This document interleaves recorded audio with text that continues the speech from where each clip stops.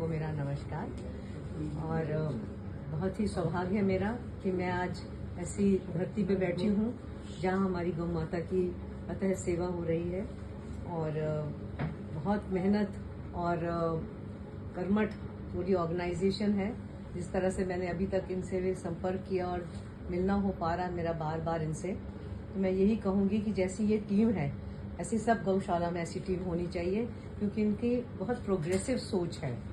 बहुत प्रोग्रेसिव सोच के साथ चल रहे हैं कि हम सिर्फ गौशाला तक ही लिमिटेड नहीं है, उसके आगे भी बढ़ रहे हैं और जो उससे और चीज़ें उत्पाद करी जा सकती हैं उनकी तरफ चल रहे हैं। देखिए, उस सबसे बड़ी सोच जो उनकी मुझे बहुत ही सराहनीय लगी है कि इन्होंने गौ माता के संस्कार करने के बारे में सबसे पहले सोचा है।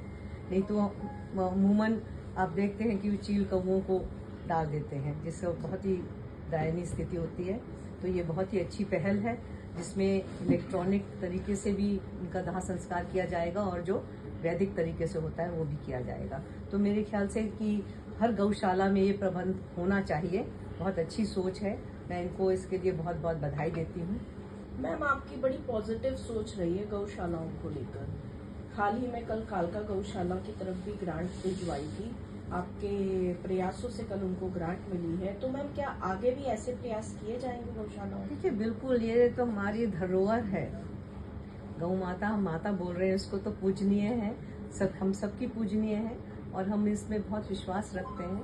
हमारे प्रधानमंत्री जी, मुख्यमंत्री जी और हमारे सारी जो भी संस्थाएं हैं सभी इसके लिए बहुत ही प्रयासित रहती हैं कि हम किस तरह से इनको बहुत अच्छी तरीके से आगे लेके जा सकें।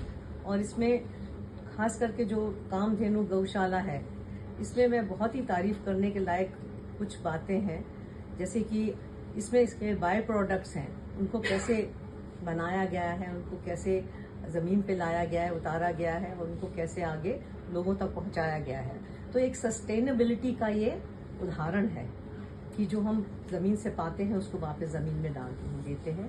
तो इससे अच्छा उदाहरण कोई हो नहीं सकता कि हर एक जो गौ का जो प्रोडक्ट्स हैं उससे से भी निकाल के हमने बायोगैस भी बना ली है और उसी गैस से हम और भी आगे जो चीज़ें उत्पन्न कर सकते हैं उस तरह से, मतलब उनके आगे बाय प्रोडक्ट्स हैं। जैसे इन्होंने पेंट भी बनाया है जो आपका आगे उसके बाय प्रोडक्ट्स निकलते हैं। स्लरी है, उसका इस्तेमाल अलग होता है, उसको ड्राई भी किया जाता है, खाद के फॉर्म में भी बनाया जाता है।